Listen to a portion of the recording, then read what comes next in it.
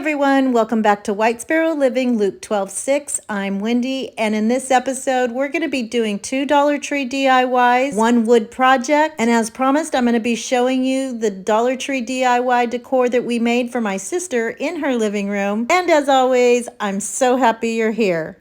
So for this first project, I gathered together some ornaments, and these are from Dollar Tree. These are the really large ones, but this red one is from Walmart that I got a few years back, and I still use it on my tree, but this will be the last time I use it on my tree. And then I have these medium-sized ones, also from Dollar Tree, and I did start to use one of these in another project, but ended up not. And then I've got a couple of funnels, and one of them, again, I guess I was using this for another project. I don't know what I used it for. I cannot think of where that top part went or what I used it for. But then I'm also going to be using 2 of these little Dollar Tree cauldrons that you get from the Halloween season. So the first thing I'm going to do is take my funnel and cut off using my utility knife that little lip at the top. I want this to be just kind of flat. We're going to be making a tall, I don't know, power O ornaments. I'm not sure what to even call it, but I just don't need that lip on there. Now this wasn't too hard. It just took a few swipes, and then any rough edges, I just used my scissors to cut that off.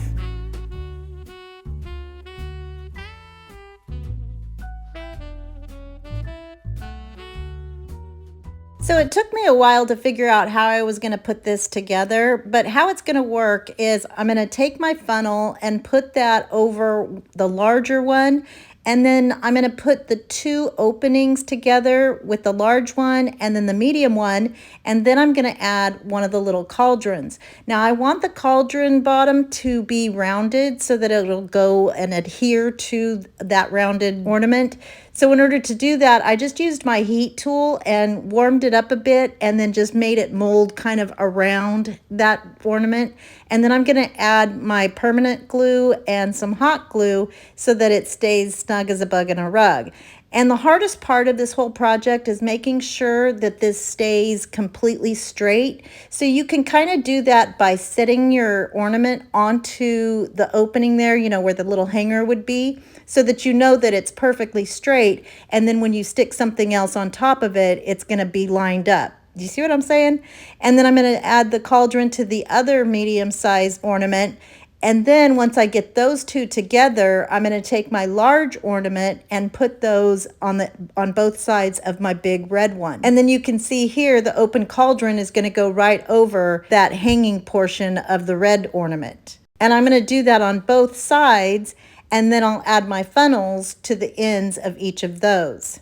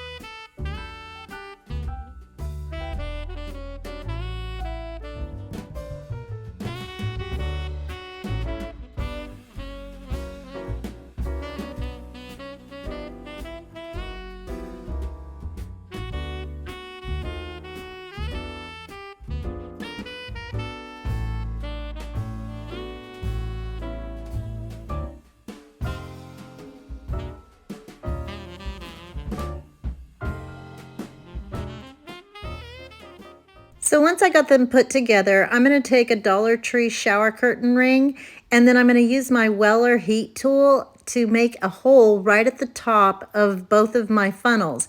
And you just push them right in all the way through. That took 5 seconds, and then I'm going to put my ring right inside. And you want to make it a little bit oversized so that you can clip it together, and that way it'll stay put.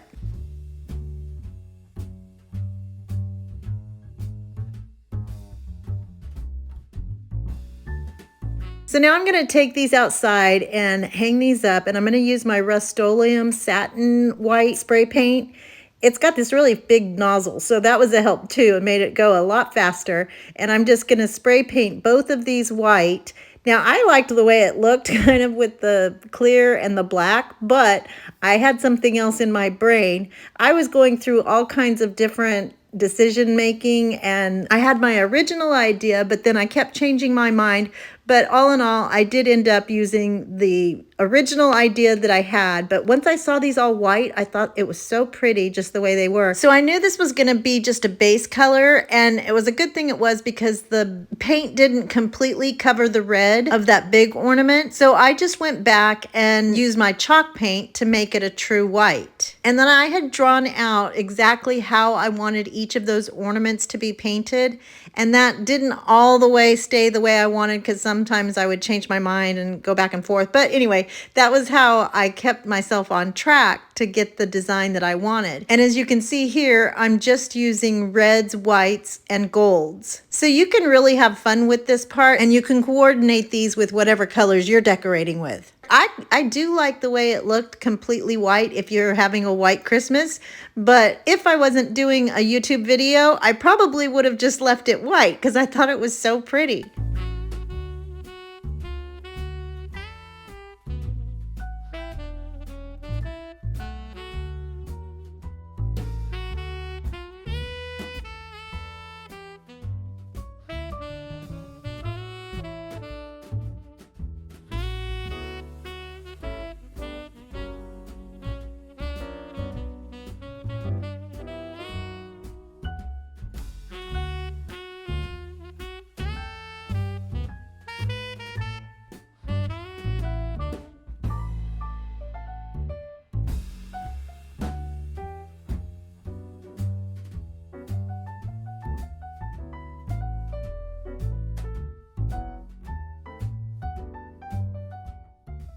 Now, to cover those seams where some of the glue might have popped out, I used a little bit of ribbon and some mesh tubing from the Dollar Tree. And because these are plastic, you may want to go in and sand this before you actually paint it so that the paint adheres. But I think with the spray paint, this was actually, multi-purpose spray paint. So I don't think I'm going to have any trouble with it. But if you don't have multi-purpose spray paint, just do what you think you need to do. Now, as you know, I always have all of my tools linked in the description box below, but I wanted to bring your attention to my HOTO Easy Flow cordless hot glue gun. There's a big special going on now through December 31st, so if you click on the link and use discount code Wendy126, you can pick this up for a steal or gift it to somebody for Christmas.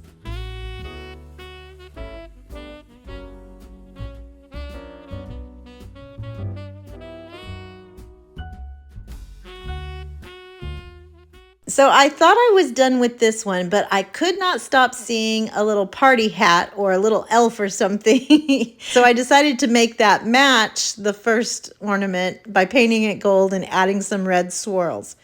But here they are, all finished, and I am so in love with these. Of course, doing all of the intricate work. I mean, it wasn't intricate, but you do kind of have to have a steady hand. And you saw I made those little checkers using a Dollar Tree makeup sponge. It's not perfect, but I think it's perfectly imperfect. I love these, and I hope you guys like them too.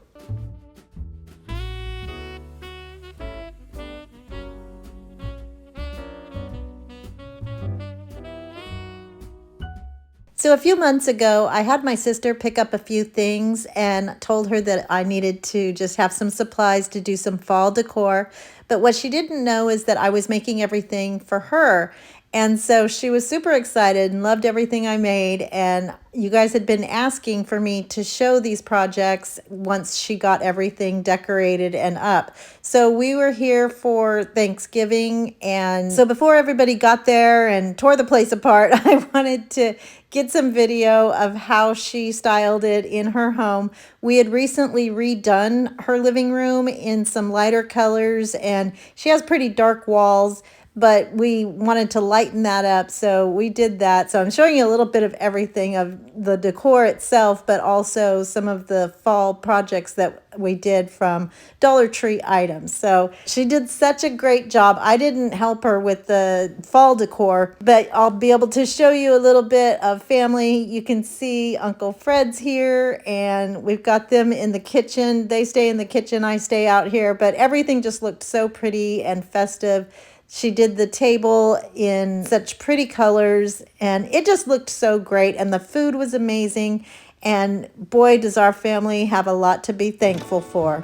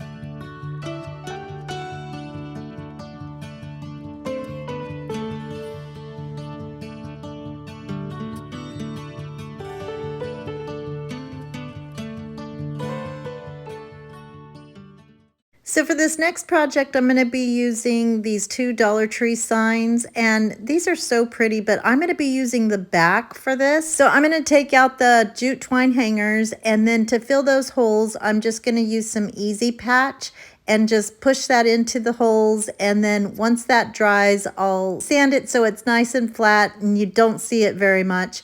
And then I took my white chalk paint and I'm going to paint them, but I do want some of that pretty brown to kind of just peek through so that it gives it a nice rustic look. And this is my Annie Sloan knockoff paintbrush that I got from Amazon.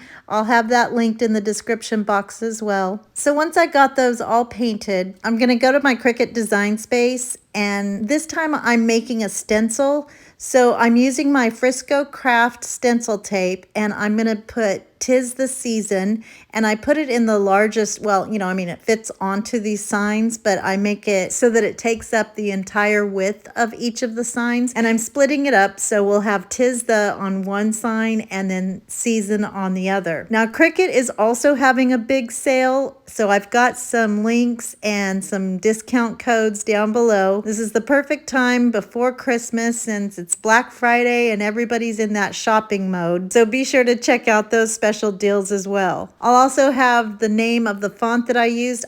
I think it's just Cricut Sans. It's the very first one. I wanted something super simple and easy to see. And then I'm just going to take a little sponge dauber. And my friend Bren sent this to me a while back, and boy, I have gotten a lot of use out of it. But I'm just keeping it at a 90-degree angle, so I'm pouncing it right up and down so that there's not a lot of leakage, or, you know, if anything goes under the tape, we don't want it to bleed. but I do want it to look like it's been sanded and it's old. So I'm not going to go full on with the bouncing. I'm going to leave a lot of that white peeking through. And then once I get some of that paint on there, every now and then I'm going to kind of mush it by holding my sponge down and just kind of dragging it across here and there in different directions. And I think that just gives it a really pretty rustic look. And I didn't have to sand it and make a mess.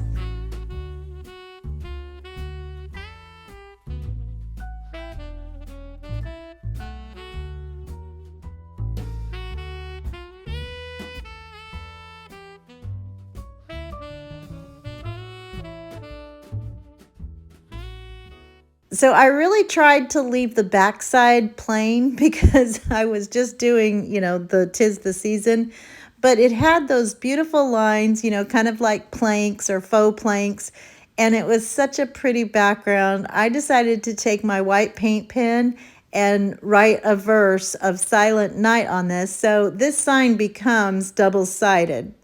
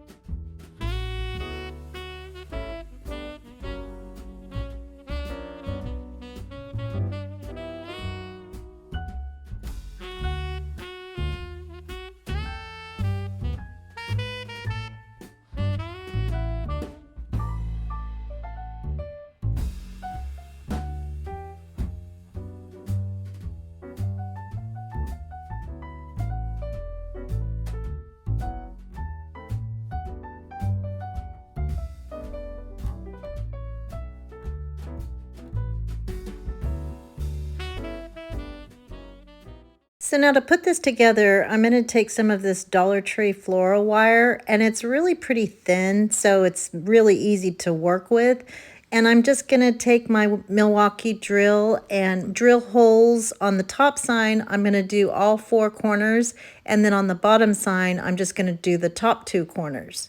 And I'm using my holy wood to make sure it doesn't go through my desk. And again, I'll have this drill linked in the description box below.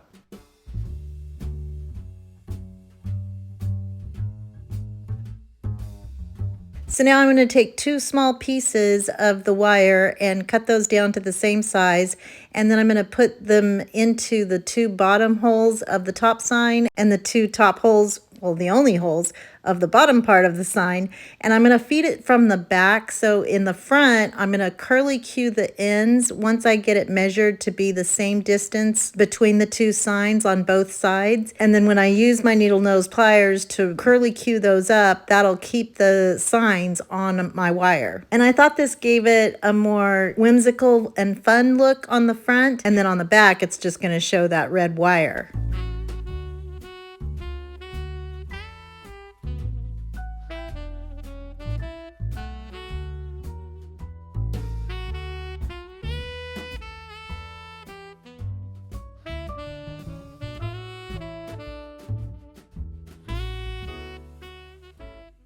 And then in the top 2 holes to hang it, I'm just going to make 1 long piece and then again feed it from the back to the front, and then I'll just wrap it around onto the same wire. And then I took my needle nose pliers to fold in that pokey end so that no fingers get hurt. So now we've got a double-sided sign.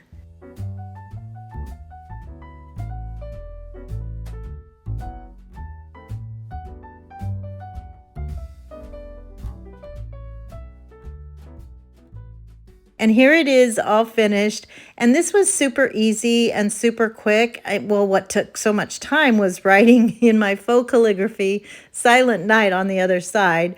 But I think this is so pretty. And again, if you're doing the blacks and want a little more Jesus in your Christmas decor, just flip it around and we've got you covered.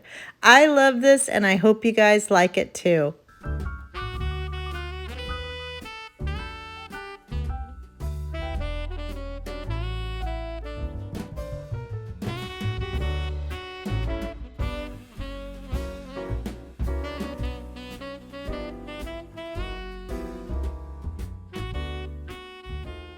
So I was cleaning some stuff out and I found this old piece of round wood, and I think this is from my aunt's house.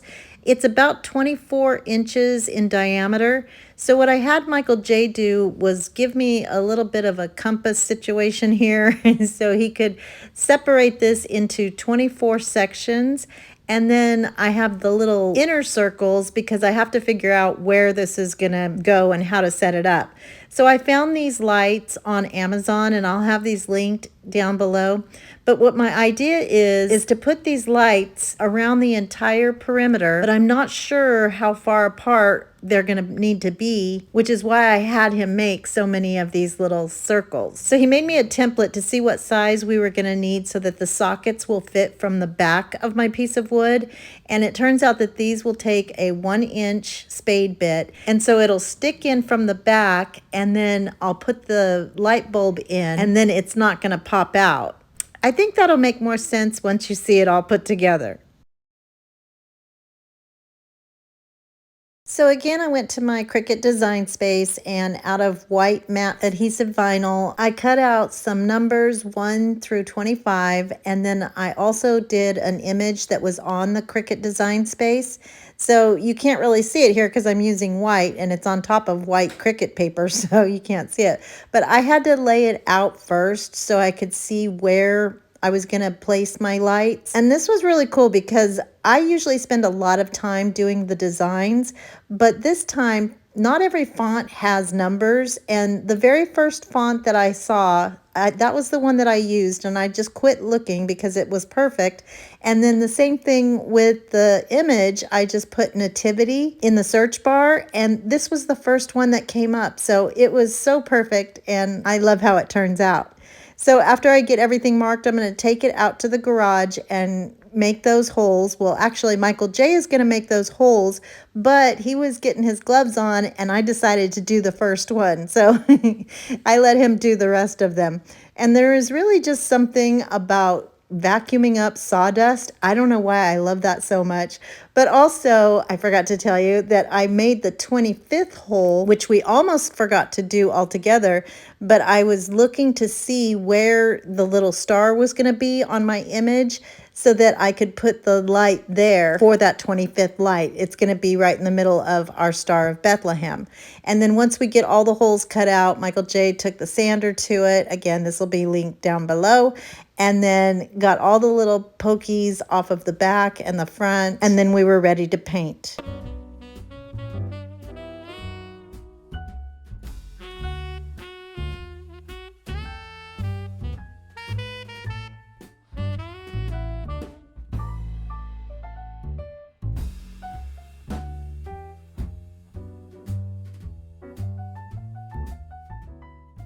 So there was one little area that was kind of damaged, so I'm going to take my Easy Patch again. I like the rustic look, but I just wanted to make sure that my numbers didn't get messed up when I put them on there. And you can see we decided, well, I don't know why I keep saying we, I guess me and my Holy Spirit decided to put the numbers on the outside and the lights on the inside because the numbers were a little bit bigger than I probably should have made them, but I think this works out really well. So I'm going to take my crimson chalk paint and paint the entire thing, and this took 2 coats. So I used my heat tool to get that first coat dry, but I ended up leaving it overnight and doing the second coat the next day. But I didn't have to because I caught Michael J trying to help me out, and so he had given it the second coat. That was really sweet. So he was using a Tupperware bowl to raise it up when he was painting, and I thought that was perfect to put our lights in. So I'm going to flip it upside down, and then I took the bulbs out of each of the sockets, and then I'm going to poke those into the holes. And it has a little snap on the side of the socket, you know, to hang it. But that was perfect because it kind of kept them in place so they didn't jiggle around. You kind of just pop it in there and it really just popped. And then I'm going to take those cords and then using my cordless staple gun, again from Milwaukee, I'm going to staple those all onto the back here and weave them in and out so that it's all flat. And if you do this project, don't forget to get that 25th light in as you're going around the circle. I also made sure that the plug was going to be at the bottom of the sign so that if you put it on a tabletop or hang it up, the cord will be going straight down.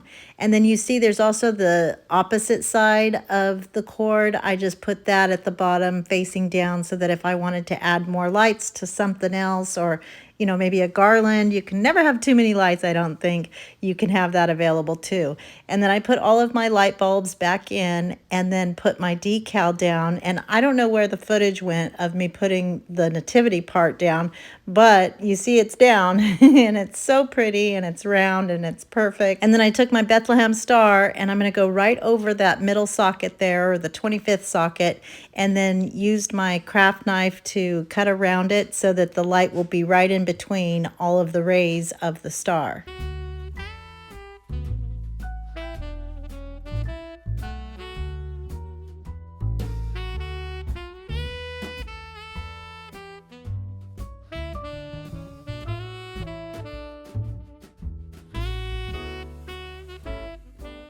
So now it's time to put my numbers on, and I really just eyeballed this because you have some single digits, double digits, and then some wider numbers and skinnier numbers. So it was better just to look at it and see where to place them, because measuring just didn't really work out since they were all different.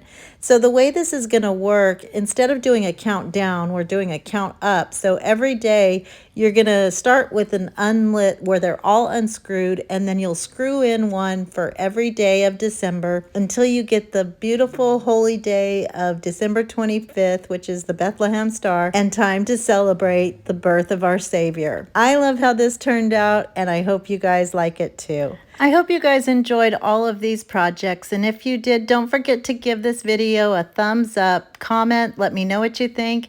If you're not already, I hope you'll consider hitting that subscribe button down below, as well as the little bell right next to it so that you can be notified every time I upload a brand new video.